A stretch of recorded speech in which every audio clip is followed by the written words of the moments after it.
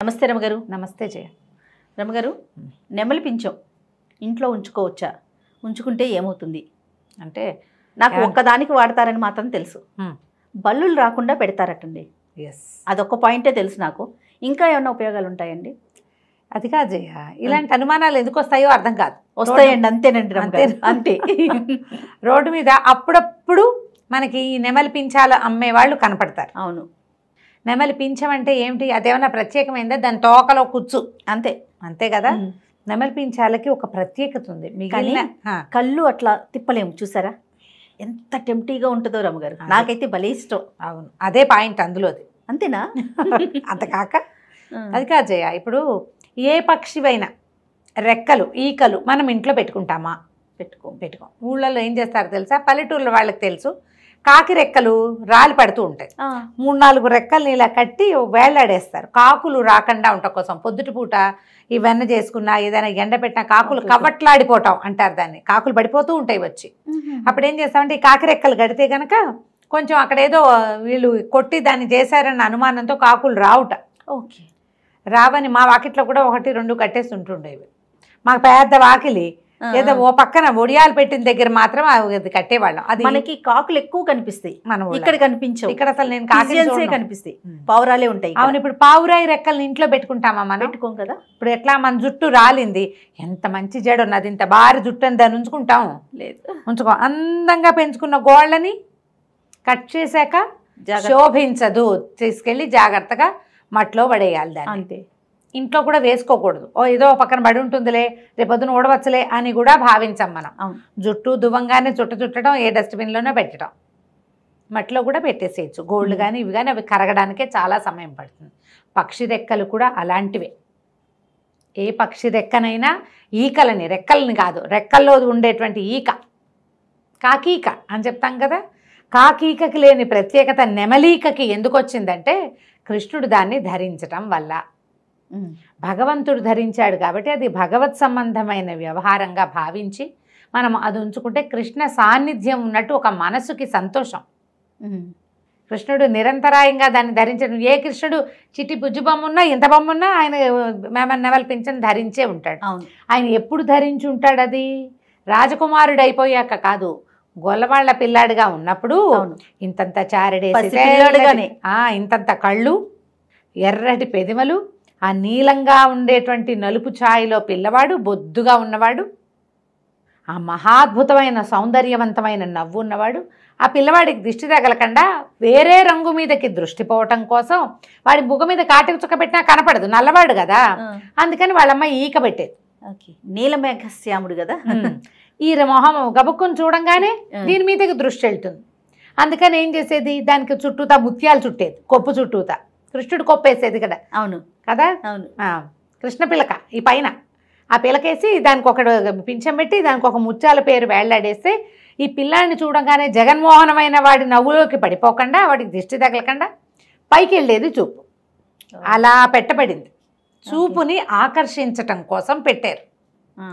ఆయనతోటే ఉండిపోయింది ఆ నెమలి కన్ను. ఆయనంతటా ఆయన స్వయంగా తీసుకున్నది కాదు, తల్లి చేసింది. యశోదాదేవి తన ప్రీతితోటి అన్ని వర్ణాలున్న చోట కన్ను ఆటోమేటిక్గా దాని మీదకి వెళ్ళిపోతుంది కాబట్టి పెట్టారు. ఇప్పుడు మనం కూడా మన ఇంటికి నెగిటివ్ ఎనర్జీ సోకకుండా ఉండడానికి చాలా చేస్తాం కదా. అవును. అట్లాగే ఇలాగ ఈ సప్తవర్ణాలు ఇంద్రధనుసు రంగుల్ని ఆవిష్కరించేటువంటి ఈ నెమలి కన్నుల్ని గనక అట్లా ఇంట్లోకి రాగానే కనపడేలాగా పెట్టుకుంటే కొంత అబ్బో వీళ్ళు భలేగా ఉందే అన్న ఫీలింగ్ని అది లాక్కుంటుంది. ఇది మెయిన్ పాయింట్. ఓకే. నెమలి చాలా అద్భుతమైనది. పైగా ఏంటంటే దీని మీద బోల్డన్ని కథలు కనిపిస్తాయి మనకి ఇంటర్నెట్లో. అది అస్ఖలితమైంది అంచేత దాన్ని పెట్టుకోవాలి, ఏదో కృష్ణుడికి సంబంధించింది, అదేమీ కాదు. అవన్నీ భావాలే. ఈ సంస్కృత కావ్యాల్లో రాస్తారు, నెమలి నాట్యం ఆడేటప్పుడు అది ఏంటంటే పురి విప్పుతుంది కదా. ఆ పురి విప్పినప్పుడు అది మేఘాల్లో అది ఎగిరేటప్పుడు దాని కంట్లో నుంచి నీరు వస్తుంది. ఆ వచ్చే నీరు దాని యొక్క వీర్యమని. ఆ నీటిని తీసుకున్న ఆడ నెమలికి గుడ్లు వస్తాయి, పిల్లలు పుడతాయని. కానీ ఇవి రెండు మేటింగ్ లేదని, ఉండదని సంస్కృత కావ్యాల్లో ఉంది. అట్లా పాత కథల్లో చెప్తారు. కానీ మన డిస్కవరీ ఛానల్లో చూస్తే అన్ని బర్డ్ మేటింగ్ లాగానే వీటికి మేటింగ్ ఉంది. అది నిజమో కాదో, కవి కల్పితమో లేదా కవి సమయాలుగా చెప్పబడతాయి. ఇప్పుడు ఆడనెమలి అందంగా ఉండదు, మొగనెమలి మహాద్భుతంగా ఉంటుంది. ఈ పింఛ ఉండేది మొగనెమలికి. అవును. ఆడనెమలి సామాన్యంగా నువ్వు కోళ్లల్లో కూడా చూడు, అది ఒట్టి నెమళ్ళకే కాదు, కోడిలో కూడా పుంజు భలే అందంగా ఉంటుంది. పెట్ట సామాన్యంగా ఉంటుందమ్మా. అవును కదా. సింహం అందంగా ఉంటుంది. శివంగి అది విధాత సృష్టి, ఒక నెమలికే ప్రత్యేకం కాదు అది. దీనికి కూడా దీని లక్షణాలు దీనికి ఉన్నాయి. ప్రధానమైంది ఇది భగవంతునికి శిరోభూషణంగా ఉండటం వల్ల మనం ఇది చేస్తాం అంతే. ఇప్పుడు ఈకల్ని కూడా ఇన్నేసి పెట్టుకోం, అవి మనకి దొరకవు, మన ప్రాంతాల్లో కనపడవు, కొనుక్కుంటాం ఎక్కడైనా కనపడితే. పైగా ఒకసారి తెస్తే పాడవదు, చాలా కాలం పాటు ఆ అద్భుతమైన అమరిక. అదంతా కూడా భగవత్ సృష్టి విచిత్రమే కదా. అవును. దానికి ఇప్పుడు పక్షులకి వాటి శరీరపు రంగులే జనరల్గా ఉంటుంటాయి. వాటి ఈకల్లో కాకికి నల్లగా, పావురానికి తెల్లగాను, కాస్త గ్రే కలర్లో ఉంటుంది. రామచిలకి కాస్త ఆకుపచ్చగా ఉంటుంది, అంతేనా. అవును. నెమలికి దాని శరీరపు వర్ణం కంటే తోకలో ఉండే పింఛపు వర్ణము చాలా గొప్పది, ప్రత్యేకమైంది. కాబట్టి చక్కగా తెచ్చిపెట్టుకుంటే సౌందర్యవంతంగా కనపడుతుంది. మన దృష్టిని పొద్దురుపూట లేవగానే కనపడేటట్టుగా పెట్టుకోమని కూడా కొంతమంది పెద్దవాళ్ళు చెప్తారు. ఏవో తంత్రాల్లో చెప్పబడతాయి, కానీ దాన్ని బెడ్రూమ్లో పెట్టుకోవటం వల్ల తెల్లవారు లేవగానే దాన్ని చూడటం వల్ల మీకు మనగూడే అత్యద్భుత ప్రయోజనం అయితే పెద్దగా ఏం ఉండదు. కాకపోతే ఏంటంటే ఒక ప్లెజెంట్ ఫీల్, ఒక నెగిటివ్ ఎనర్జీని లాక్కునేటువంటి, అంటే దృష్టిపాతాన్ని లాగేటువంటి ప్రత్యేకమైన లక్షణం ఉంది. కాబట్టే ఇది పెట్టుకోవాలి. ఈ మొగనెమలి అందంగా, ఆడనెమలి వికారంగా ఉండడానికి ఒక కథ కూడా చెప్తారు జయ. పూర్వము క్రౌంచ పక్షులు అంటే ఇప్పుడు స్వర్గంలో ఉంటాయట. క్రౌంచ పక్షి అంటే క్రౌంచ పర్వతం, అది ఎక్కడ ఉంటుంది, మన కుమారస్వామి ఉంటాడని క్రౌంచ పర్వతం మీద అట్లా చెప్తారు. ఆ పక్షులట దేవతా పక్షులు అని చెప్పాలి, స్వర్గంలో ఉండేవి, మేరు పర్వతం మీద విహరిస్తాయట. అవి ఒక సమూహంగా భూలోకంలోకి వచ్చినప్పుడు గాయపడ్డాయట. పడితే ఆ ప్రాంతానికి చెందిన ఒక మహారాజు వాటికి స్వాంతాన్ని పరిచాడు, ఏదో కాస్త వైద్యం చేస్తే ఆయన చాలా సంతోషించి అవి నీకేం కావాలని అడిగితే ఏమన్నట్టయినా మీలాగా పక్షిలాగా మారిపోయి అలా తిరగాలనుంది, అత్యద్భుతమైన పక్షిగా మారి, పక్షులు తిరుగుతుంటే ఒక ఆకాశంలో విహరిస్తూ ఉంటాయి కదా, ఒక అద్భుతంగా అనిపిస్తుంది నాకు, అలా మారాలనుందంటే ఆయనకు ఒక మంత్రం చెప్పారట. ఆ క్రౌంచ పక్షులు చెప్పి సౌందర్యవంతమైన పక్షిగా మారిపోతావు నువ్వు అని చెప్పి, ఈ మంత్రం మాత్రం ఎవ్వరికీ చెప్పకూడదు అని చెప్తే ఈయన అప్పుడప్పుడు ఆ మంత్రం చదువుకుని ఈ అందమైన నెమలిగా మారిపోయి అలా తిరుగుతూ ఉంటాడు. నెమళ్ళు ఎగురుతాయి కదా. అవును, ఎగురుతాయంటే ఈ మామూలు పక్షులు చేసినట్టు అలా విహరిస్తూ ఉండవు, కానీ పెద్ద చెట్టు కింద నుంచి ఒక్క ఎగిరి చెట్టు ఎక్కగలుగుతాయి. విహరించేవాడు తోటల్లో, తనకు సంబంధించిన తోటల్లోనే విహరిస్తుంటే ఈ భార్య ఆయన వెంబడబడి నాకు రహస్యం ఎందుకు, రహస్యాలు చెప్పకపోతే ఒప్పుకోని భార్యలు ఎక్కువ మంది ఉంటారు. ఏదైనా కాస్త సీక్రెట్ ఉంటే నాకెందుకు చెప్పవు, సహధర్మచారిణి కదా, అది కదా ఇది కదా, నన్ను ఇచ్చేస్తావా అడ్చేస్తావా, ఈ పాయింట్ మీదే రహస్యాలు చెప్పడు కాబట్టి వదిలేసే భార్యామండలు కూడా కనపడతారు. బలవంతంగా ఆ మంత్రం చెప్పించుకున్నాక ఆవిడ కూడా, కానీ ఆ మంత్రం చదివే తొందరపాటులు ఆవిడ సౌందర్యవంతమైన అనే మాట చెప్పలేకపోయింది. దాంతో కురిగిపోయిన మగ నెమలిగా ఉండిపోయింది అనమాట. ఆడనెమళ్ళు బాగుండవు, పీహెన్స్ అంటారు, కోడిలానే ఉంటుంది, అది కోడిలాగానే ఉంటుంది. అట్లా పుట్టిందని నెమలి తను ఎంత కోరుకున్నాడో, ఎన్ని వర్ణాలు కావాలని ఆయన భావించాడో అలా పుట్టాడని కథ చెప్తారు.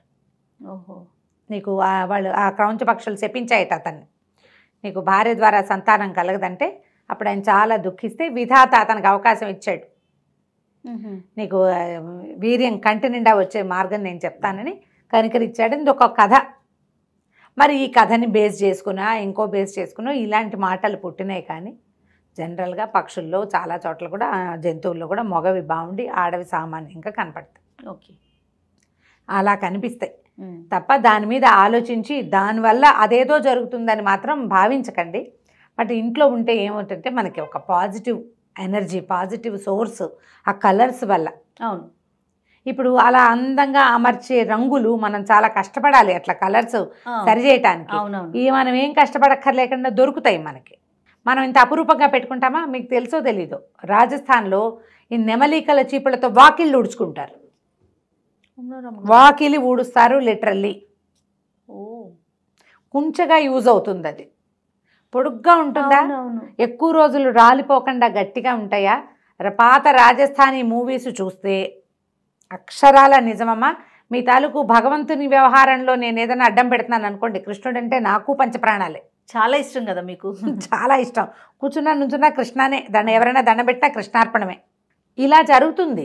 అదేలేండి, ఆ ప్రాంతంలో అలా వాడతారు. ఇప్పుడు కృష్ణుడు అని భక్తిగా పెట్టుకునేవి. చిన్నప్పుడు ఏం చేశాను, నెమలికి పెట్టి దానికి కొబ్బరి ఇది వేసేవాళ్ళం, కొబ్బరి పువ్వు వారం అంటారు. ఏంటంటే లోపల మొవ్వులో మెత్తటి గుజ్జు లాంటిది ఉంటుంది, అది పెడితే ఇది పిల్లలు పెడుతుంది అనుకునేవాళ్ళం చిన్నప్పుడు. నెమలిక పిల్లలు పెడుతుంది. దానికి ఆహారం ఏంటంటే కొబ్బరి పువ్వు, అదే ఆ కొబ్బరి తొట్లో ఉండేటువంటి మెత్తటి బూజు లాంటిది. అది తీసుకొచ్చి పెట్టుకునే వాళ్ళం మేము మా చిన్నప్పుడు స్కూళ్ళల్లో చేసేవాళ్ళం. ఏమో మరి పుట్టాయో లేదో, మా ఇంట్లో ఎప్పుడు పుట్టలేదు. అంటే మేము ఏమనుకున్నామంటే మేము పదే పదే తీసి చూస్తున్నాం, అందుకే పుట్టలేదు అనేది మా అక్కయ్య, మా వసంత చెప్తుండేది అలాంటివి.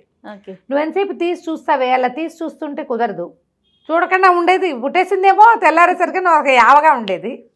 అవన్నీ ఇలా చెప్పుకునే కథల్లో క్రమంగా ఏంటంటే అదేదో అద్భుతమైన పాజిటివ్ సోర్సు భగవంతుడిని దింపేస్తుందని భావించకండి. ఒక చిన్న అందమైన వస్తువు కింద చక్కగా పెట్టుకోవచ్చు. అలాగే ఎక్కువ ఎక్స్పెక్టేషన్స్ పెట్టుకోవద్దాం, అద్భుతాలు జరగవు, అంతే, తాపీగా జరుగుతాయి ఏదైనా జరిగితే, అంతే. రైట్ రామ్ గారు, నమస్తే. నమస్తే. సుమన్ టీవీలో మీ పర్సనల్ అండ్ బిజినెస్ ప్రమోషన్స్ కోసం కింది నెంబర్కి కాంటాక్ట్ చేయండి.